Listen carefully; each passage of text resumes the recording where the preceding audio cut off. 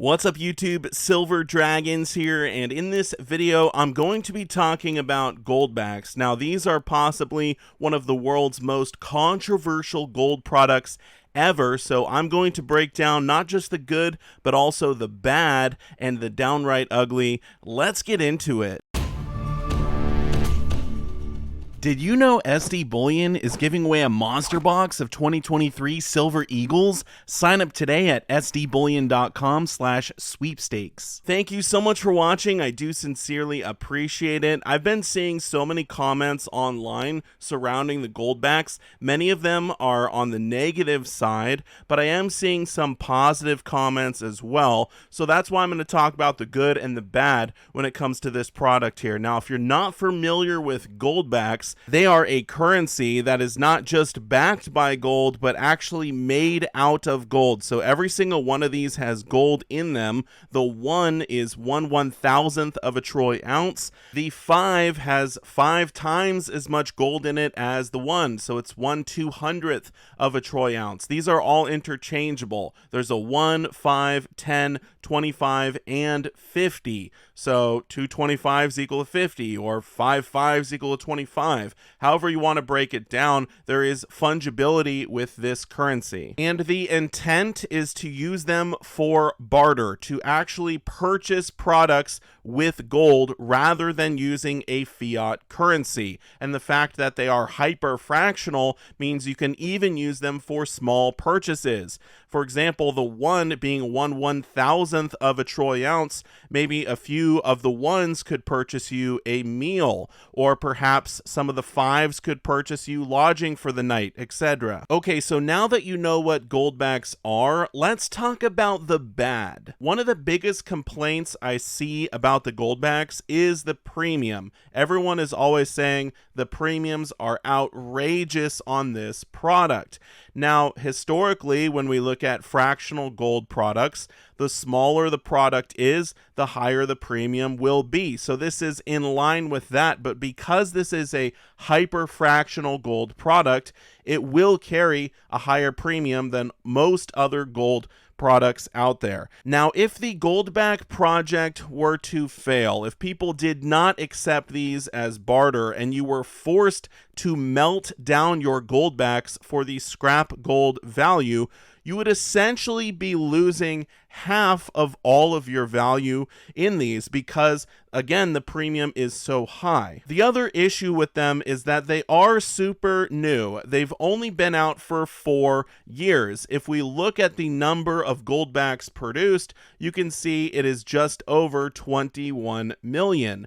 And in the grand scheme of things, that's not a lot. So if you were wanting to put a large amount of money into gold, let's say $500,000, I would not recommend the Goldbacks because these are going to be a lot less liquid than other gold products which have been out for much longer, which are accepted by more coin shops if you ever need to cash out and stuff like that. All right, let's get to the ugly. Many local coin shops don't carry Goldbacks and they won't buy them from you either. So if you want to pick some up, it can be tricky. Now, if you want to buy them online, not even all of the online retailers carry them, and you can't buy them from Goldback.com. Goldback is a wholesaler themselves, although they do maintain a list of retailers who sell them on their website, but sometimes these retailers are sold out, so getting them at all could be a challenge, but perhaps a bigger challenge is getting them at a reasonable price. The current exchange rate for one Goldback at the time of filming is $4.22, but this is an average exchange rate. So some retailers will sell them for a markup above this price, and it could be a hefty markup at that. If you buy your Goldbacks for more than the average exchange rate and then go to spend them, you're going to immediately lose purchasing power. Some of the older ones can go for crazy money on eBay, so you need to be really strategic about which ones you buy and where you buy them from. If I bought my Goldbacks for $5 or $6 each and then found out I could only spend them for $4.22, I would be pretty upset. So that's the bad and the ugly. What about the good? Of the over 1 million people who now own Goldbacks, it is estimated that 75% of them are new to gold. So not only is the Goldback educating the public about precious metals, bringing more people into the gold and silver space, but it is also encouraging people to use gold as money. In Utah, for example, there is a very long list of businesses who will accept the Goldback as payment for goods and services, and this list continues to grow. There are now 5 states with their own Goldback designs, although Goldbacks can be used anywhere if people are willing to take them as barter. Goldbacks are literally helping to introduce a new generation to gold and sound money, and in my opinion, the more people who learn about precious metals at a young age, especially, the better. The last good thing I want to talk about is how Goldbacks actually track the price of gold and will follow it over time. So if you had purchased Goldbacks back in 2019 for $2.25 each, well, the buying power of those Goldbacks would have gone up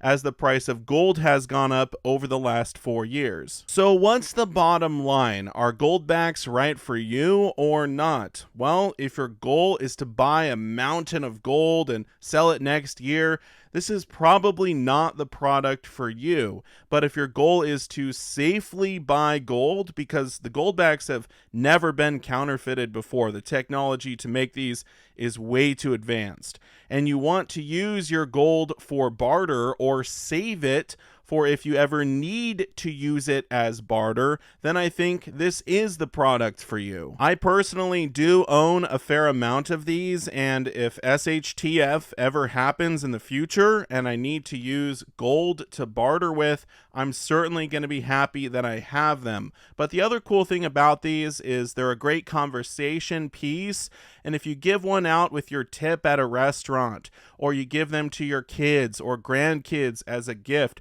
you're really giving them more than just the value of the gold itself, but the education part, and I think that's so important today. I also think that as time goes on, more dealers are going to buy and sell Goldbacks. I think they're going to price them more interchangeably or just more reasonably, and more local coin shops are going to learn about them and buy and sell them as well. So I do think the Goldback will become more liquid as time goes on. Now, I know there's going to be a lot of comments down below in the comment section. Many of them will be negative, many of them will be positive as well. So if I missed anything in this video, if you want to add anything to the conversation, definitely leave a comment down below in the comment section. I want to say a massive thank you so much for watching, and I will see you all in my next one. Silver Dragons out.